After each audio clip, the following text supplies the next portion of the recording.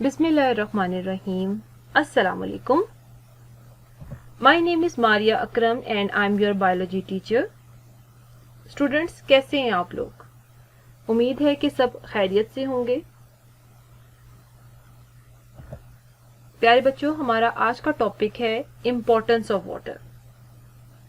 सबसे पहले देखते हैं कि what Holi Quran says about the importance of water.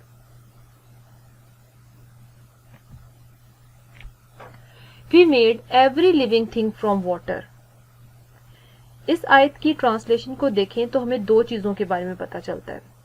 Number 1, all living organisms are made up of water, यानी तमाम जो जानदार हैं वो पानी से बने हैं। एंड सेकंड, तमाम जानदारों का ओरिजिन कॉमन है, यानी तमाम जानदार चीजों की इब्तिदा एक ही चीज से हुई और वो चीज थी पानी। Medium of life, water is medium of life. अब हमें ये तो मालूम हो गया है कि लाइफ का ओरिजिन पानी में हुआ। इसके अलावा समंदर और डिफरेंट वाटर बॉडीज में जो ऑर्गेनिजम्स हैं, जिसमें इक्वेटिक प्लांट्स हैं, एनिमल्स हैं या माइक्रो ऑर्गेनिज्म हैं, उन सब के लिए water is acting as a home और उन सब की जिंदगियां वाटर पर डिपेंडेंट हैं। इसके अलावा जो टेरेस्ट्रियल ऑर्गेनिजम्स हैं, इनके लिए भी वाटर डायरेक्टली या इनडायरेक्टली बहुत ज़्यादा इम्पॉर्टेंट है और इनकी जिंदगियां भी वाटर पे डिपेंड करती हैं। अब हमें सिर्फ पीने के लिए पानी नहीं चाहिए होता। We need water for domestic use, we also need water for agriculture and in industries. तो मैं इसे इस तरह भी कह सकती हूँ कि basically water provide conditions for origin, evolution and flourishing of life, यानी पानी जो है वो जिंदगी के ओरिजिन के लिए, लाइफ की एवोल्यूशन के लिए और जिंदगी को फलने फूलने के लिए वो तमाम कंडीशन प्रोवाइड करती हैं जो कि जरूरी होती हैं। Percentage of water in different organisms. Water being most abundant compound in all living organisms, तो इसकी percentage organism to organism vary करती है। Its percentage varies from 65 to 89% in different organisms. Water in human body. Human body में different percentage में पानी मौजूद होता है। जैसे कि ब्रेन है तो इसमें 85% वाटर है, blood has 83% water, heart has 79% water, bones में तकरीबन 20% वाटर होता है, मसल्स में 75% वाटर होता है, लिवर में 85%, जबकि किडनीज में 83% वाटर होता है। Let's talk about importance of water. Water is important for following reasons. Number 1, almost all chemical reaction of a cell occurs in a presence of water. अब living organism में होने वाले तमाम रिएक्शंस को properly perform करने के लिए पानी की जरूरत होती है। हम सबको इंजाइम्स के बारे में भी पता है। लिविंग ऑर्गेनिजम्स में इंजाइम जो हैं वो केमिकल रिएक्शन को स्पीड अप करने के लिए यूज होते हैं और इंजाइम को अपना काम करने के लिए जो मीडियम चाहिए होता है वो भी एक्वस मीडियम ही है। और अगर एक्वस मीडियम अवेलेबल नहीं होगा तो इंजाइम अपना काम प्रॉपर्ली नहीं कर सकते। Second, it takes part in many biochemical reactions such as hydrolysis of macromolecule. अब हाइड्रोलिसिस के प्रोसेस में क्या होता है? हाइड्रोलिसिस के प्रोसेस में हम वाटर को यूज करते हैं ताकि लार्ज कॉम्प्लेक्स मॉलिक्यूल्स को सिंपल मॉलिक्यूल्स में कन्वर्ट किया जा सके। इस प्रोसेस में बॉन्ड्स की ब्रेकेज होती है और इस प्रोसेस में जो एनर्जी रिलीज होती है उसे लिविंग ऑर्गेनिजम्स डिफरेंट पर्पसेस के लिए यूज करते हैं। नंबर 3 है water helps to transport material in living organism. सबसे पहले तो हम प्लांट्स की बात कर लेते हैं। प्लांट्स में जब पानी रूट से एरियल पार्ट्स ऑफ प्लांट की तरफ मूव करता है तो अपने साथ मिनरल्स और सॉल्ट्स को भी ऊपर लेके जाता है और ये मिनरल्स और सॉल्ट्स प्लांट्स की प्रॉपर फंक्शनिंग के लिए, ग्रोथ के लिए बहुत इंपॉर्टेंट रोल प्ले करते हैं। इसी तरीके से जो ग्लूकोज लीव्स में बनता है वो फ्लोएम के जरिए स्टेम और रूट्स में ट्रांसपोर्ट किया जाता है और इस ट्रांसपोर्ट के लिए भी पानी की ज़रूरत होती है। एनिमल्स की बात करें तो एनिमल्स में ट्रांसपोर्टिंग मटेरियल ब्लड है और blood helps to transport material in body, जैसे कि न्यूट्रिएंट्स हैं, वाटर है, फूड है, सॉल्ट्स हैं, हार्मोन्स हैं और गैसेस हैं जैसे कि ऑक्सीजन और कार्बन डाइऑक्साइड। इसके अलावा for excretion of waste water is also needed. Fourth point है it is use as a raw material in photosynthesis. Photosynthesis के प्रोसेस में वाटर जो है वो रॉ मटेरियल के तौर पे यूज होता है। अब फोटोसिंथेसिस होती क्या है? In the process of photosynthesis plant convert light energy from the sun into chemical energy in a form of glucose or sugar। ये प्रोसेस जो सूरज की रोशनी में होता है और इसके जो एंड प्रोडक्ट हैं वो ग्लूकोज और ऑक्सीजन है, और ये प्रोसेस से बनने वाले जो प्रोडक्ट्स हैं जिसमें ग्लूकोज और ऑक्सीजन शामिल है ये लिविंग ऑर्गेनिज्म के लिए बहुत ही ज़्यादा ज़रूरी है। Let's talk about properties of water. Following are the properties of water. Number 1 solvent properties, number 2 heat capacity, number 3 heat of vaporization, number 4 ionization of water, number 5 protection। सबसे पहले हम solvent properties of water को discuss करते हैं। Water के बारे में कहा जाता है it is a universal solvent because it dissolve more substances than any other liquid. Students, पानी सब कुछ तो डिजोल्व नहीं कर सकता, लेकिन दूसरे लिक्विड्स के मुकाबले में इसमें ये क्वालिटी होती है कि ये मैक्सिमम चीज़ों को डिजोल्व करने की सलाहियत रखता है। वाटर की केमिकल कंपोजिशन और फिजिकल कैरेक्टरिस्टिक्स की वजह से it becomes a excellent solvent. सबसे पहले हम स्ट्रक्चर की बात कर लेते हैं। You can see students, water molecule is not linear but bent in a special way.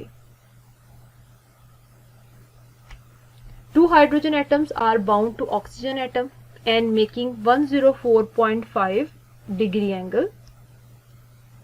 Water molecule have a polar arrangement. A polar arrangement कैसी है? One side has positively charged and the other side has negative charge.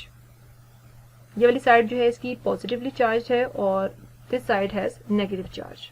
अब हम check करते हैं कि कौन कौन से डिफरेंट सब्सटेंसेस है और उनकी सॉलेबिलिटी पानी में क्या है। अब हम चेक करते हैं solubility of different substances in water. Polar substance, ये पोलर सब्सटेंस की कुछ एग्जांपल्स हैं। There are few examples of polar molecules. सबसे पहले जो पोलर सब्सटेंस की जो एग्जांपल है that is water, ammonia, sulphur dioxide, hydrogen sulphide and ethanol. पानी की polar arrangement and due to the polarity water is excellent solvent for polar substances. आपने chemistry में सुना है लाइक डिसॉल्व लाइक। चूंकि पानी खुद भी पोलर इन नेचर है इसलिए वो पोलर सब्सटेंसेस को बहुत ही आसानी के साथ डिसॉल्व कर लेता है। नेक्स्ट हम बात कर लेते हैं आयनिक सब्सटेंसेस के बारे में। Ionic substances when dissolve in water dissociate into positive and negative ions. यहाँ हम सोडियम क्लोराइड की एग्जांपल ले रहे हैं। जब सोडियम क्लोराइड को हम पानी में मिक्स करते हैं तो ये सोडियम आयंस और क्लोराइड आयंस में सेपरेट हो जाता है। अब होता ये है कि positively charge side of the water molecules are attracted to the negatively charge chloride ions, यानी पानी का जो पॉजिटिव साइड एरिया है ये negative chlorine negatively charge chloride ions की तरफ अट्रैक्ट होता है। अब होता ये है कि positively charge side of water attract होती है नेगेटिवली चार्ज क्लोराइड आयंस की तरफ, जबकि दूसरी तरफ negatively charge side of the water molecules are attracted to the positively charge sodium ions. और जो दूसरी तरफ जो नेगेटिवली चार्ज साइड है वाटर की वो सोडियम की तरफ अट्रैक्ट होगी जो कि पॉजिटिवली चार्ज है। Water molecule will pull sodium and chloride ions apart and break ionic bonds between them. इसके बाद सोडियम और क्लोराइड आयंस पानी के मॉलिक्यूल इनको घेर लेंगे and salt is completely dissolved in water. Next is non-ionic substance. Non-ionic substances having charged group so they disperse in water. हम यहाँ पे इथेनॉल की एग्जांपल ले लेते हैं। इथेनॉल पानी में बहुत ही आसानी के साथ जो है वो डिसॉल्व हो जाता है, सॉल्युबल हो जाता है, और इसकी ये रीज़न है कि एथेनॉल में भी पानी की तरह OH पोलर बॉन्ड्स मौजूद हैं। देखिए वाटर में भी OH पोलर बॉन्ड मौजूद है, इसी तरीके से इथेनॉल में भी OH पोलर बॉन्ड मौजूद हैं और इन्हीं बॉन्ड्स की वजह से ये पानी में बहुत ही आसानी के साथ सॉल्युबल हो जाते हैं। Next is non polar organic molecules. These organic molecules are insoluble in water and they are hydrophobic. Examples हैं इसकी फैट्स भी इसी में आ जाता है और लिपिड्स भी, और इसी क्वालिटी की वजह से it helps to maintain membranes which make compartments in the cell.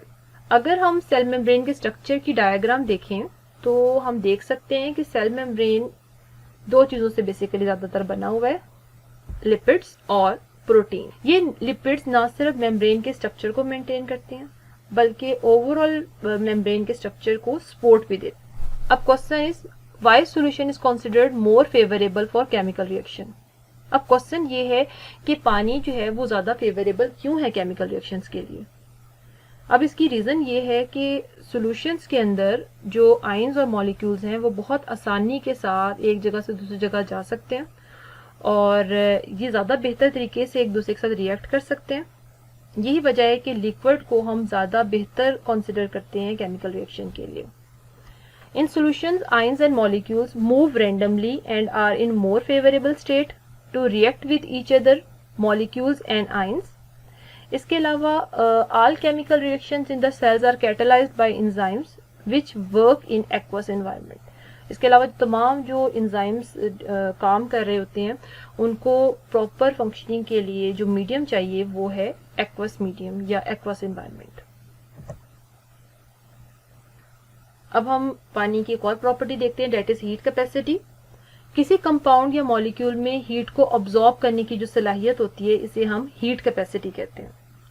Water में ये एबिलिटी है कि ये बहुत सारा हीट को ऑब्जॉर्ब कर लेता है और इसकी खुद के टेम्परेचर में बहुत ही कम चेंज आती है। इसका ये भी मतलब है कि पानी को बहुत ज़्यादा हीटिंग की ज़रूरत होती है ताकि इसके टेम्परेचर को इंक्रीज किया जा सके।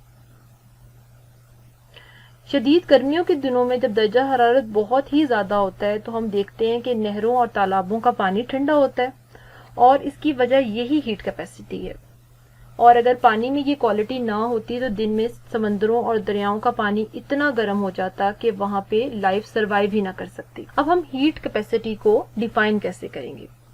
The number of calories required to raise the temperature of 1 gram of water from 15 to 16 degree centigrade is 1.0। अगर हम चाह रहे हैं कि 1 ग्राम पानी का टेम्परेचर हम 15 से 16 डिग्री तक बढ़ा दें तो इसके लिए हमें 1.0 कैलोरीज चाहिए होंगी। बात करते हैं कि वाटर की स्पेसिफिक हीट कैपेसिटी क्यों है। क्योंकि पानी में हाइड्रोजन बॉन्ड्स मौजूद होते हैं और इन हाइड्रोजन बॉन्ड्स को तोड़ने के लिए बहुत ज़्यादा एनर्जी की ज़रूरत होती है, इसलिए वाटर की स्पेसिफिक हीट कैपेसिटी है। अब हम इसकी थोड़ी सी इंपॉर्टेंस की बात कर लेते हैं, इसके एडवांटेजेस की बात कर लेते हैं। Water works as a temperature stabiliser for organisms in environment and protects living material against sudden thermal stress. अब जो वाटर है ये एक टेम्परेचर स्टेबलाइजर के तौर पे लिविंग ऑर्गेनिज्म में यूज़ होता है और ऑर्गेनिजम्स का जो एक स्पेसिफिक टेम्परेचर का सेट पॉइंट है उसको मेंटेन रखता है और इसके अलावा लिविंग ऑर्गेनिज्म को अचानक से आ जाने वाली कोई सडन थर्मल स्ट्रेस से भी बचाता है। Next property of water is heat of vaporisation. Vaporisation का मतलब है कि किसी भी केमिकल कंपाउंड या मॉलिक्यूल का वेपर्स में कन्वर्ट हो जाना। इसको हम डिफाइन करते हैं, heat of vaporisation express as calories absorb per gram वेपोराइज्ड। मतलब ये कि पानी कितनी हीट को अब्सॉर्ब करेगा कि वो वेपर्स में कन्वर्ट हो जाए, यानी एनर्जी की वो मिकदार जो कि वाटर को लिक्विड फॉर्म से गैसियस फॉर्म में कन्वर्ट करने के लिए इस्तेमाल होती है, इसे हम हीट ऑफ वेपोराइजेशन कहते हैं। The specific heat of vaporisation of water is 574 kilo calories पर केजी। यानी अगर हम चाहते हैं कि हमारे पास 1 किलोग्राम पानी हो और हम उसको वाटर से वेपर्स फॉर्म में कन्वर्ट कर लें तो उसके लिए हमें 574 किलो कैलोरीज के हिसाब से एनर्जी चाहिए होती है। अब हम ये देखते हैं कि हीट ऑफ वेपोराइजेशन कैसे काम करती है और ये हम लिविंग ऑर्गेनिज्म के लिए कैसे फायदे का बायस है। तो अगर हम बात करें कि evaporation of only 2 ml out of 1 litre of water lower temperature of the remaining 998 ml by 1 degree centigrade. यानी अगर हमारे पास 1 लीटर पानी है, 1 लीटर पानी का मतलब है कि हमारे पास 1000 ml वाटर है और उस 1000 ml में से सिर्फ 2 ml वाटर जो है वो एवेपोरेट हुआ है, तो इससे बाकी का जो रिमेनिंग वाटर है यानी बाकी का 998 ml वाटर है उसका टेम्परेचर 1 डिग्री सेंटीग्रेड कम हो जाएगा। तो हीट ऑफ वेपोराइजेशन बेसिकली ये जो क्वालिटी है it provides cooling effect to plants and animals. अब हम इसके एडवांटेजेस देख लेते हैं। नंबर 1 तो ये है कि it is involve in the regulation of heat produce by oxidation. अब ऑक्सीडेशन के प्रोसेस में जितनी भी हीट प्रोड्यूस होती है वो इस प्रोसेस के थ्रू, इस पानी की प्रॉपर्टी के थ्रू जो है हम उसे रेगुलेट कर लेते हैं। Secondly it provides cooling effect to plants when water is transpired, यानी ये पौधों में एक खास किस्म का कूलिंग इफेक्ट देती है। जब प्लांट्स में ट्रांसपायरेशन का प्रोसेस होता है तो उस ट्रांसपायरेशन के प्रोसेस से जो पानी रिलीज करते हैं प्लांट्स उससे पौधों को कूलिंग इफेक्ट होता है। और सेम इसी तरीके से जब एनिमल्स जो हैं उनमें स्वेटिंग होती है तो उससे भी एनिमल्स में ठंडक का एहसास पैदा होता है। The next property of water is ionization of water. Ionisation वो प्रोसेस है जिसमें आयंस बनते हैं। अब आयंस पे या तो पॉजिटिव चार्ज होता है या फिर वो नेगेटिव चार्ज होता है और ये इस चीज पे डिपेंड करता है कि इलेक्ट्रॉन्स या तो लिए गए हैं या फिर दिए गए हैं। वाटर की आयोनाइजेशन की बात करें तो ये वो प्रोसेस है जिसमें वाटर मॉलिक्यूल जो है वो हाइड्रोजन या हाइड्रोक्सिल आयंस में कन्वर्ट हो जाता है। आयोनाइजेशन का प्रोसेस जो है वो रिवर्सिबल है क्योंकि वाटर मॉलिक्यूल पहले आयोनाइज होके हाइड्रोजन और हाइड्रोक्सिल आयंस बना लेता है, फिर यही हाइड्रोजन और हाइड्रोक्सिल आयंस दोबारा मिलके वाटर मॉलिक्यूल बना लेते हैं। So this reaction is reversible but equilibrium is maintain. यहाँ पे एक खास इक्विलिब्रियम जो है वो मेंटेन रहता है। ये पानी की ना नेचुरल एबिलिटी है और ये प्रोसेस पानी में होता ही रहता है। अब हम चेक कर लेते हैं कि नॉर्मल टेम्परेचर में पानी की कितनी मिकदार हाइड्रोजन और हाइड्रोक्सिल आयंस की फॉर्म में मौजूद होती है। At 25 degree centigrade, the concentration of each hydrogen and hydroxyl ions in pure water is about 10 raised to power -7 moles per liter। यानी अगर 25 डिग्री सेंटीग्रेड टेम्परेचर है तो 1 लीटर पानी में हाइड्रोजन और हाइड्रोक्सिल आयंस या उसकी कंसेंट्रेशन होगी 10 रेज़ टू पावर -7 मोल्स। अब इसका एडवांटेज क्या है? Hydrogen and hydroxyl ions take part in many of the reactions that occurs in the cell. अब पानी का कुछ ना कुछ हिस्सा तो हमेशा हाइड्रोजन और हाइड्रोक्सिल आयंस की फॉर्म में मौजूद ही होता है, तो ये आयंस सेल्स में होने वाले बहुत सारे केमिकल रिएक्शंस में हिस्सा लेते हैं। Last property of water is protection. Water is effective lubricant that provide protection against damage results from friction।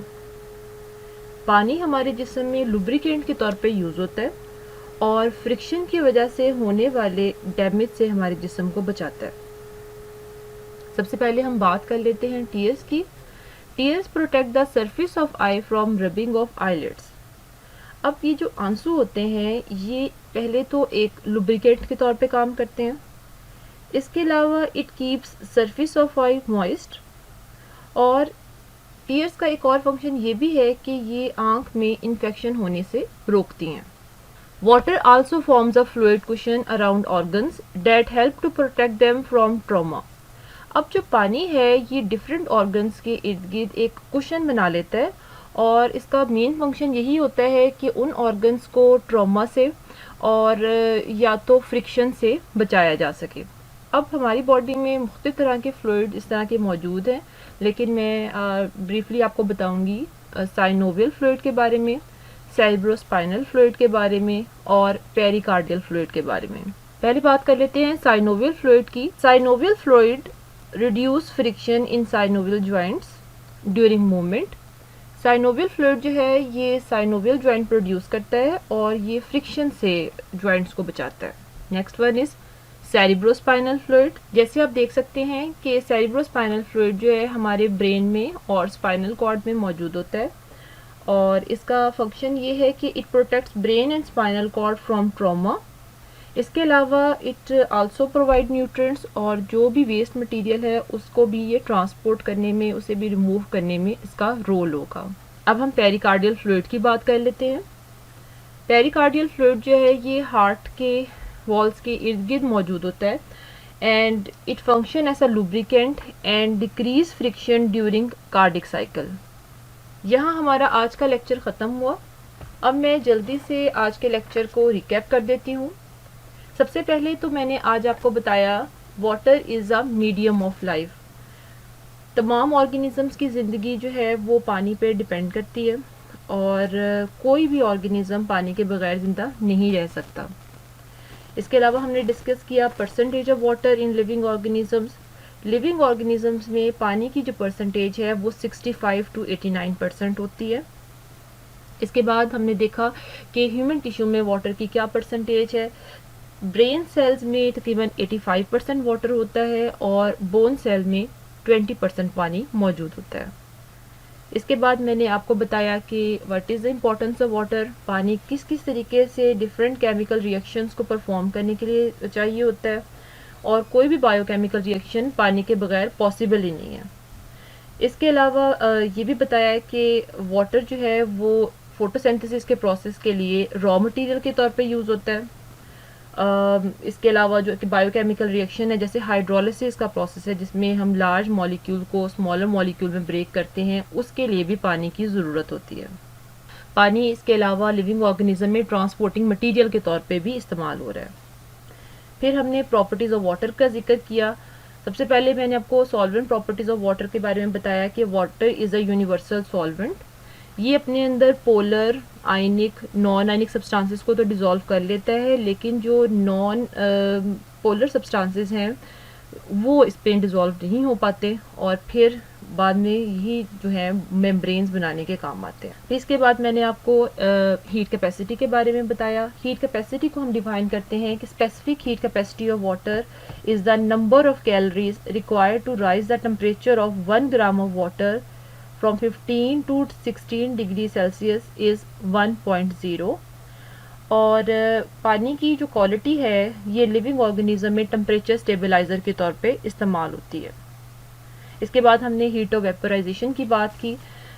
Heat of vaporisation में होता ये है कि हमें कितनी कैलोरीज चाहिए ताकि 1 ग्राम पानी को वेपराइज कर लिया जाए, और स्पेसिफिक हीट ऑफ वेपराइजेशन जो है डेट इज़ 574 किलो कैलोरीज पर केजी। यानी अगर हमारे पास 1 केजी पानी हो तो हमें तकरीबन 574 किलो कैलोरीज एनर्जी चाहिए होती है उसको वेपराइज करने के लिए।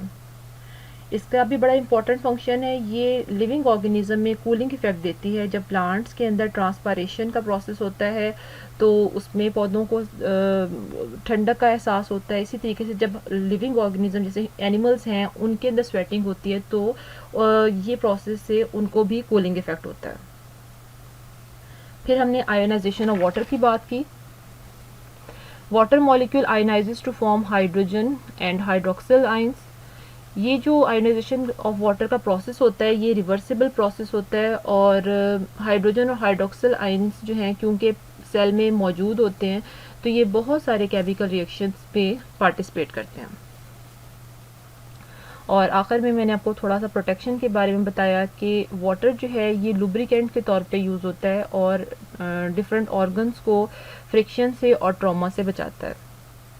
टीयर्स के बारे में देखा कि जो टीयर्स हैं ये आई को लुब्रिकेट करते हैं, इसको मॉइस्ट रखते हैं और इसके अलावा इसको डिफरेंट टाइप की इन्फेक्शंस से बचाते भी हैं।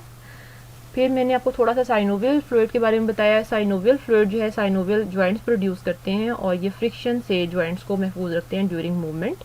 इसके बाद सेरिब्रोस्पाइनल फ्लूइड की बात की। सेरिब्रोस्पाइनल फ्लूइड जो है ये ब्रेन और स्पाइनल कॉर्ड में मौजूद होता है और एक तो ये ट्रॉमा से बचाता है, दूसरा ये ब्रेन को फूड प्रोवाइड करता है। पेरिकार्डियल फ्लूइड जो है ये हार्ट में लुब्रिकेंट के तौर पे यूज़ होगा और कार्डिक साइकिल के दौरान में रगड़ लगने से महफूज रखेगा। यहाँ हमारा आज का लेक्चर ख़त्म हुआ। आई होप कि आपको आज के लेक्चर की समझ आई है। अपना बहुत सा ख्याल रखिएगा। अल्लाह हाफिज़।